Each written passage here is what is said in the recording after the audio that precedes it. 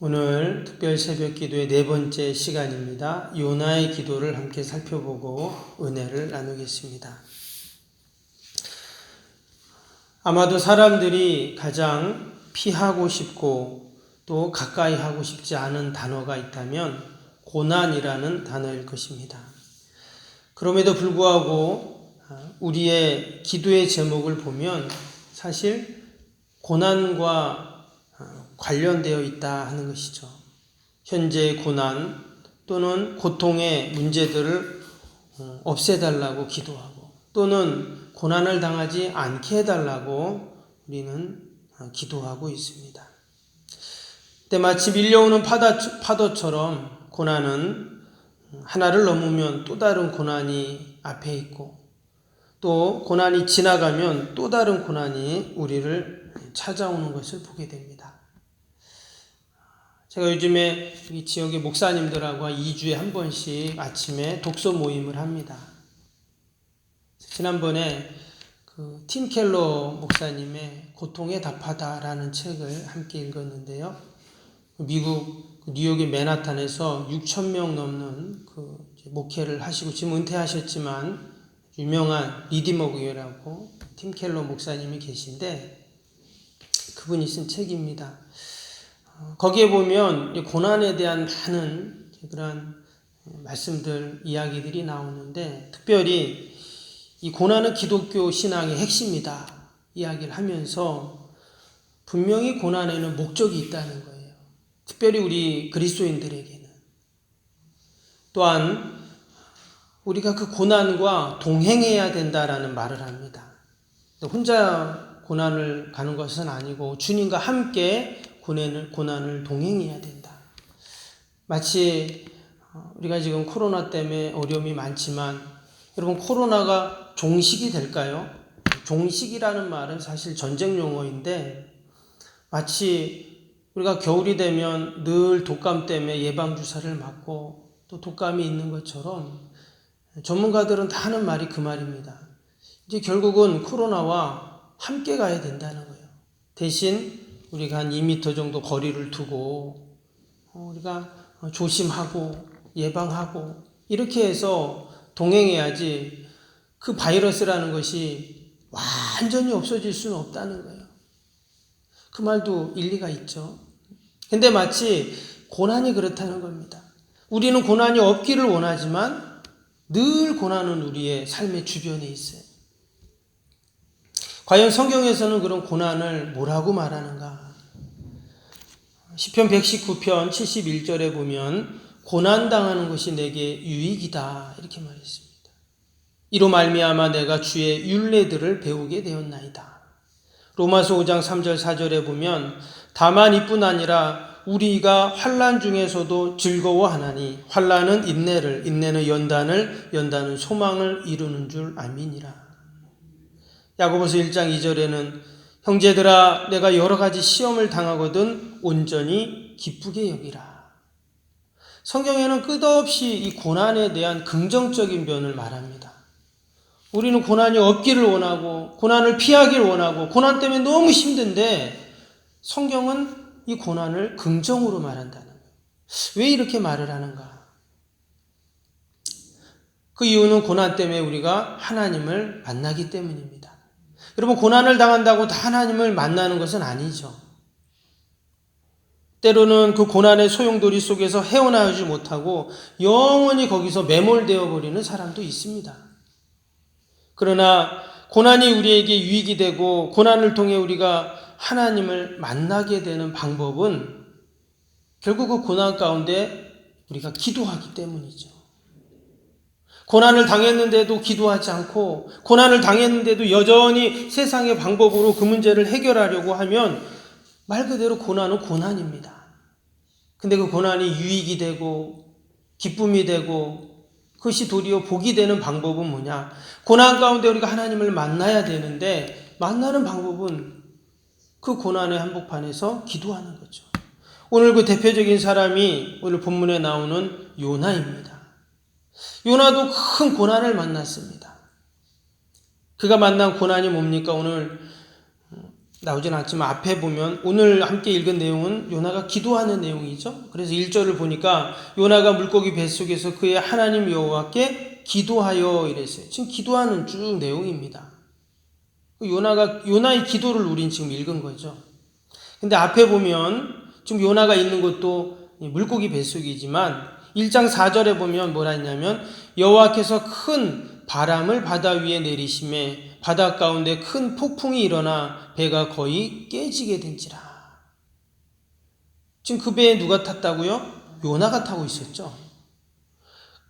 큰 바람, 또 큰 폭풍, 또 배가 깨지게 됐다. 이 고난을 말하는 것입니다. 요나가 탄 배가 깨지게 됐어요. 그의 인생의 배가 깨지게 된 것입니다. 큰 고난을 당한 것이죠. 당연히 배는 파손되기 일보 직전입니다. 근데 조금 있다가 어떤 일이 생깁니까? 사람들이 요나를 물고기 사는 바다에 던져버렸어요. 그나마 배에 있으면 조금이나마 소망이 있지만 이제 그 깊은 바다 속에 던져버리니 죽는 것이죠. 그래서 3절에 뭐라고 했냐면 주께서 나를 깊음 속에 바다 가운데 던지셨으므로, 이런 말씀이 오늘 2장 3절에 나왔죠. 그가 큰 그 물 속에, 그 바다 속에, 깊음 속에 던져지게 되었습니다. 근데 던져졌는데 또 어떤 일이 생겼다고요? 물고기가 그를 잡아먹었습니다. 그래서 1절에 큰 물고기가, 그래서 여기 보면 전부 크다라는 말이 계속 나와요. 큰 폭풍, 또 큰 물속에, 또 큰 물고기. 이 말은 그가 당한 고난이 지금 크다 하는 것을 강조하는 내용이죠. 요나는 지금 큰 고통과 절망의 한복판에 있습니다. 2절에 보니까 자신의 상황이 얼마나 힘들고 어려웠는지 스올의 뱃속에서 부르짖었더니 이랬어요. 스올이라는 것은 음부라고 되어 있죠. 지옥을 말합니다. 죽는 사람이 가는 곳이라고 유대인들은 생각을 했어요. 아무 소망도 기쁨도 생명도 없는 곳이 스올입니다.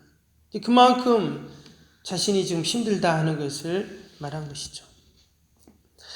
그런데 요나가 왜 이런 고난을 당했는가? 그 이유를 우린 다 알죠. 하나님께서 그에게 저 니느웨 성에 가서 복음을 전해라. 하나님이 그에게 사명을 주셨는데 그가 불순종합니다. 그리고는 도리어 정반대, 즉 하나님의 뜻과는 정반대의 길로 그가 지금 가고 있죠. 하나님의 뜻을 거부하고 하나님의 명령을 거부하고, 심지어 하나님이 세우시고 택하신 이 선지자가 하나님의 명령을 거부하고 있는 것입니다. 그 불순종은 반드시 하나님의 심판의 사건을 경험하게 됩니다. 근데 중요한 것은 요나가 그 심판과 그 고난의 한복판에서 기도를 하기 시작했다 하는 거예요. 기도를 하기 시작했다. 이것이 중요하죠. 기도를 하기 시작했다. 여러분, 물고기 뱃속에서 기절을 할 수도 있고 낙심할 수도 있고 절망할 수도 있고 원망할 수도 있고 뭐 여러 가지를 할 수 있는 선택의 기회가 있는데 그는 그 중에서 뭘 선택했다고요? 기도를 딱 선택한 거예요. 여러분, 우리가 지금 상황 속에서 혹이나 고난 가운데 있다면 내가 선택할 게 참 많아요. 그 중에 뭘 선택할 거냐? 우리 그리스도인들은 기도를 선택한다는 거예요. 할렐루야. 그러면 하나님께서 그 기도를 들으시죠. 오늘 1절에 요나가 물고기 뱃속에서 그의 하나님 여호와께 기도하여 이랬어요. 그가 기도를 선택했습니다. 이어지는 2절입니다. 이르되 내가 받은 고난으로 말미암아 여호와께 불러 아뢰었더니 주께서 내게 대답하셨고 내가 스올의 뱃속에서 부르짖었더니 주께서 내 음성을 들으셨나이다. 희한한 거는요, 요나가 고난을 당하기 전까지는 기도를 안 합니다. 기도를 안 해요. 앞에 기도했다는 내용이 없습니다. 근데 내가 받은 고난으로 말미암아, 고난 때문에 결국 기도한 게 돼요. 여러분, 요나에게 고난이 복일까요? 아닐까요? 복이죠. 결국 그가 고난을 당했으니 기도한 거예요.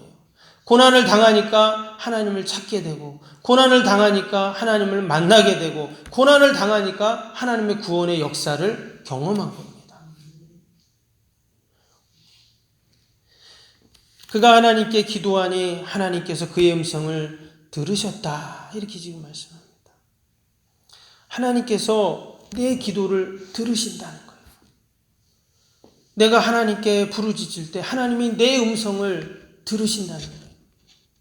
고난을 당하기 전까지는 기도도 안 했지만 하나님이 내 기도를 들으신다라는 생각도 없고 그런 마음도 안 들어요. 근데 고난을 당해보니 내가 하나님께 기도하게 되고 하나님께서 내 기도를 들으셨구나, 이런 믿음이 생긴 거죠. 여러분, 우리가 어떠한 상황 속에서도 함께 기도할 수 있기를 바랍니다. 하나님은 우리의 기도를 반드시 들으십니다. 반드시 들으시고 하나님께서 우리의 기도를 응답하시는 줄로 믿습니다. 근데 오늘 2장이 요나의 기도라 했죠? 근데 2장을 쭉 보면은요, 하나님은 한마디도 안 하십니다. 당연하죠. 지금 요나의 기도니까. 요나가 하나님께 지금 기도하고 있죠. 근데 마치 하나님은 침묵하시는 듯 요나의 기도에 아무런 그런 반응이 없습니다. 그냥 요나가 자기 잘못을 하나하나 하나님께 아뢰고 또 기도하는 가운데 하나님의 뜻과 섭리를 그가 이제 하나하나 알아가게 됩니다. 그래서 하나님이 나를 이 깊은 속 바다 가운데 던지셨다. 또 내가 주의 목전에서 쫓겨났다. 또 나를 오래도록 막으셨다. 3절, 4절, 6절에 그런 기도가 쭉 하고 있죠. 근데 그의 기도를 보니 하나님이 어떻게 역사하시고 하나님이 섭리하고 계시다 하는 것을 그가 깨달은 것을 알게 돼요. 그러니까 이런 기도를 하는 것이죠. 왜 자신이 풍랑을 만났는지, 또 제비뽑기에서 왜 자기가 뽑혀 바다에 던져졌는지, 또 그냥 던져져서 물속에서 죽는 것이 아니라 또 큰 물고기를 준비하셔서 물고기가 나를 다 잡아먹는지, 이 모든 것들을 그가 기도할 때 이 하나님의 역사와 뜻을 알게 되고 내 삶의 고통의 문제를 해석하게 되었습니다. 기도하기 전까지는 왜 내가 이런 고난을 당하는지 모르죠. 근데 기도하니 내 고난의 이유와 뜻을 해석하게 되는 것입니다. 그리고는 이 모든 것들 가운데 하나님이 함께 하시는구나 하는 것을 그가 확신하게 됩니다. 기도하기 전까지는 이 모든 것들이 다 희미해요. 긴가민가 합니다. 근데 기도하면 정확히 그것을 알게 되죠. 우리가 지난 반년을 되돌아보며 우리가 기도하고 또 남은 반년을 우리가 지금 기도하고 있는데, 여러분, 우리의 삶의 모든 하나하나들 우리가 기도할 때 하나님의 뜻을 분명히 알게 되는 줄로 믿습니다. 요나는 이제 알게 된 거예요. 와, 내가 왜 이 바다에 던져지고 또 왜 물고기가 나를 잡아먹었는지 알게 됩니다. 여러분, 그 이유가 뭐죠? 사명 때문이에요. 사명. 지금 벌써 요나는 죽었을 사람입니다. 배가 파손돼서 죽든지 물에 빠져 죽든지 물고기에 잡혀 먹 죽든지, 근데 지금 죽을 인생이에요. 근데 지금 안 죽었어요. 안 죽고 지금 자신이 기도를 하고 있습니다. 왜 그런가? 사명 때문이에요. 그래서 하나님께서는 우리가 사명을 다하기까지는 결코 죽지 않습니다. 죽는 날은 어떤 날인가? 우리의 숨이 딱 멈추는 날은 어떤 날일까요? 사명이 끝나는 날이에요. 할렐루야. 사명이 끝나기 전까지는 절대 안 죽습니다. 왜? 우리의 생사화복을 하나님이 주관하시기 때문에. 내가 죽고 싶다고 죽는 것도 아니고 살고 싶다고 사는 것도 아니죠. 이 물고기가 잡아먹으면 죽어야 되잖아요. 어떻게 삽니까? 근데 안 죽어요. 왜? 사명이 있기 때문에 나에게 사명이 있고 또 내가 감당해야 할 하나님의 일이 있다면 여러분 그것이 은혜이고 복인 줄로 믿습니다. 어떤 분은 이놈의 사명 때문에 그것 때문에 자기가 사는 줄도 모르고, 지금 요나가 기도하고 있는 장소가 어디입니까? 물고기 뱃속입니다. 세상에 많고 많은 장소 중에서 하필이면 물고기 뱃속에서 기도해요. 좀 이전에 좀 좋은 곳에서 이렇게 좋은 의자에 앉아서 좀 기도 좀 하지. 그 물고기 뱃속에 들어가서 기도를 합니다. 고난의 한복판에서 기도를 하고 있는 것이죠. 마치 지옥 같은 그런 상황입니다. 물고기 뱃속이 뭐 편안한 장소가 아니죠. 답답하고 괴롭고 무섭고 깜깜하고 절망 가운데 있는 그런 상황이. 그래서 그는 마치 수월과 같다 그랬어요. 죽음과 같다 이렇게 표현을 한 것입니다. 근데 죽지 않습니다. 왜? 그에게 사명이 있고 기도해야 하니까.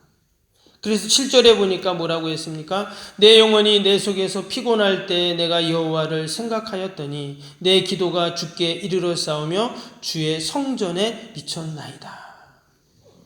이 말은 믿음의 기도입니다. 내 기도가 주께 이르러 싸우며 주의 성전에 미쳤나이다. 여전히 그는 지금 물고기 뱃속에 있지만 자신의 기도가 뭐라고요? 주님께 이르렀고 주의 성전에 미쳤습니다. 이렇게 지금 기도하고 있어요. 이 말은 반드시 하나님이 내 기도를 응답하시고 또 내 기도를 하나님께서 이루신다 하는 믿음이죠.